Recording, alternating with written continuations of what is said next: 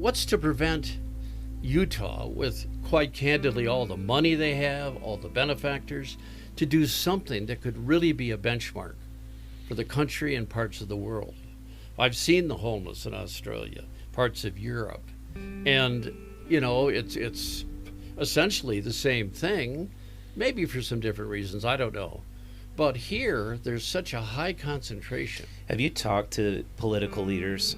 Do you get the sense at all like they might be afraid that if, again, we really try to get a handle on the situation like we maybe did in 2015, we had some of the lowest rates of chronic homeless people and got all that national coverage for it.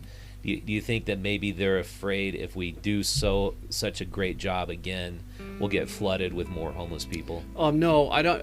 I don't think that's necessarily the case, Richard. But I must tell you, I really don't know what the result might be. I'm just trying to figure out what are they thinking. But the legislators, the people on the Hill, senators, whatever, representatives, I've talked to a lot of them, and communicate constantly of what's going on, like when MJ was murdered by the police, okay?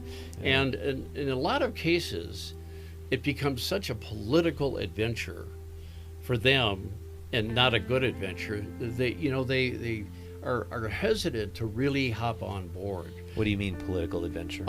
Because of the idea of going after, police, not just legislatively, but legally. Mm-hmm. And for them to get involved and say enough is enough, MJ was murdered, there's other people along the way that have been murdered. Mm-hmm. We can't let this continue. So they're not, let's get into that a little bit with the time we have left. We got about 7 minutes left. So MJ, I've got the story up on my screen. She said before the police started to detain her, "I don't want to die." And prior to that, she was brandishing an iron, and she was on drugs, right? Yeah, meth. It was the middle of the night. I think it was 2:30 in the morning or something like that. Correct. 3:30 a.m. on January 11th. She was walking in circles carrying a piece of rebar at the intersection of 400 West, 900 North. And so this off-duty officer was working a job at the refinery. But then you watch the body cam footage. We'll play this silently in the background. The officers arrive to the scene, and she's not cooperating. They get her on the ground really quickly, and she's screaming. She's not really resisting arrest. But she didn't want to give them her name. Yeah, that's right. Okay. That was her biggest problem. They were getting, I think they were getting rude and overly upset about that fact that they didn't want to. She just didn't want to give her name, and so they take her from a kneeling position down to a lying down position on her stomach, and they're trying to get her down and get her handcuffed, and they have to use a knife to break her backpack, and she's saying, "Don't ruin my backpack." She's resisting that. Then once she's down, she just won't agree to the ankle irons. But at that point, she wasn't really doing a lot. Let me see if I can find the point. I mean, she was being knelt upon. Yeah, she was. This officer was kneeling on her. Yeah. And then she's face down. He's kneeling on her back, and they find out from the coroner's office that she died of asphyxiation. She couldn't get a breath. Did she live another 9 days or something like that? Yeah, she was in respirator? a coma. And, it was such I believe there was more than one officer on top of her. There was a total of 3. Looks like there's just one from this clip. Okay. But there's one trying to get the ankle irons on her. The point was that she couldn't breathe. I believe on the body cam there's some mention of that, if you will, a la George Floyd. Okay? Mm-hmm. But what happened was that she... the coroner will have it. It's in his report what exactly happened after she dropped into a coma and eventually died. And the coroner qualified homicide by asphyxiation, murdered by asphyxiation. Now, what happens now? Well, you just can't walk away from it, because it's not all Salt Lake City cops, Richard. Yeah. But I don't know what training is involved, what intervention procedures are defined or taught, but these three cops need to be held accountable. Will they be? Well, it remains to be seen, even though the coroner has made a statement. So But she died of anoxic brain injury That's due to correct. cardiac arrest from probable methamphetamine intoxication in the setting of an altercation involving physical restraint. So the way this is worded, probable methamphetamine intoxication in the setting of an altercation involving physical restraint. So she wouldn't have died had it not been for the physical restraint, but the methamphetamine intoxication is a big part you of it. don't know if that's the primary contributing factor to her death. That was the contributing factor to her behavior at the time. But more importantly, the asphyxiation restraint and what went into that, ultimately what was declared the cause for death. Yeah. It's pretty simple. Well, I mean, I gotta look at both sides of this. I understand. I can't imagine a more difficult job than being a police officer, especially trying to deal with drug addicts who are going crazy. I agree. I really can't imagine a harder job, because you don't want to kill these people. You want to get them into a safe place where they can detox. And remember, MJ was, I'm sorry to say, a very high profile, a homeless individual working with many of her homeless colleagues on the street. yeah, it seems like I've seen her before. Helping. And she worked quite a bit with Nomad and Cassania in intervening with some of the folks that are coming off the street. It's just, she had a slip, or whatever they call it in that world. And it's unfortunate, but she was an engaging, smart lady. Really? Oh, yeah. And I talked to her many times about politics, about Ruth Ginsburg, and about photography, which she was very, very talented at. But, the point is that she's gone now. She's buried somewhere back in Kansas. Yeah. And the concern that's been raised is accountability or lack of accountability, number one. But number two, let's go back to the original discussion. There's a lot of potential of having this happen again out there.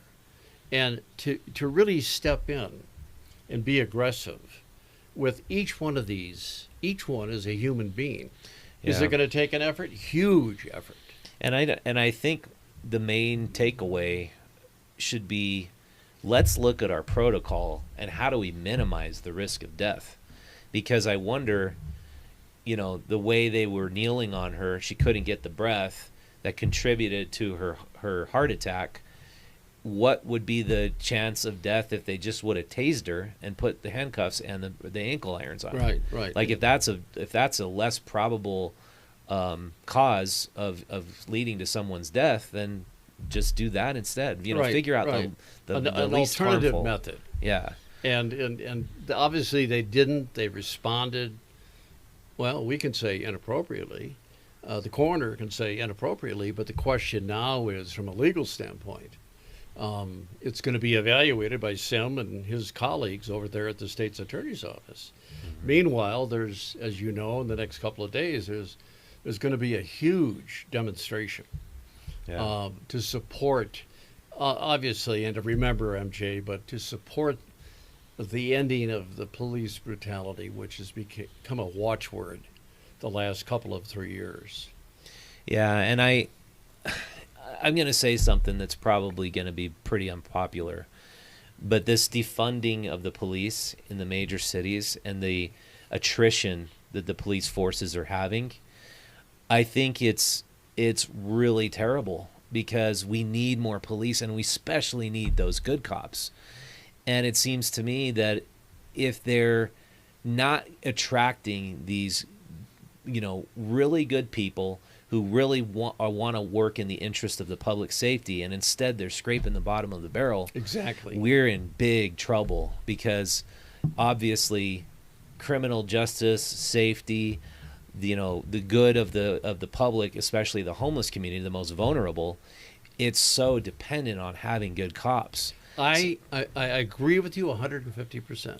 I always throw my love and admiration towards cops when I see that they have that capability to behave in a responsible, loving, hopeful way, as opposed to bullies. Yeah, and be able to accept when they make a mistake, some criticism, and how do we do better next time? Yeah, exactly. Collectively. Because I don't think anybody wants to create a lynch mob for cops. We just want to solve the problem. We want to know there's not going to be more homeless people killed like this woman was. It's interesting, and to share with you, my 7 years plus that I've been here, I've really developed some great relationships with some of the highway patrol cops on a first name basis. Wow. Kind of a different breed. I hate to, be judgmental by department or by level of servitude. But I've never had that. There's a couple of Salt Lake City cops I've gotten to know, and in a different level, in a friendship level. But right now we got, that's part of the challenge for the homeless community resolution is to get over this stereotype that you just mentioned. Yeah. And get them engaged. And I think, unfortunately, the abatement I attended, it seemed kind of adversarial with the press. They wanted me gone, you gone, everybody with a camera out of there, everybody without a camera. And I'm like, hey, I'm here just documenting what's going on. I know we're on the same team. You want to solve the problem, we want to. I'm not making you into the bad guy. But it wasn't a friendly interaction. No, and in the last abatement that I was in about a month ago, I was there, I was notified. It got to the point where the police were really trying to keep me away from capturing images of essentially people doing nothing. The health department folks that they had there standing around, the police just standing around, and the tractors and the dump trucks doing their thing, while the homeless people are scrambling to gather a tent, their personal belongings, whatever they can do. Yeah, it's you've seen the pictures. It's horrific. And why can't we share those images with the public? Why are they actively trying to prevent us from sharing? Well, they did images? With me. The first thing I felt like they did with me, because the shot I wanted was, of course, the money shot, the front end loader coming, and in the foreground a homeless couple scurrying to get all their things going while this big front end loader's coming. I wanted that shot.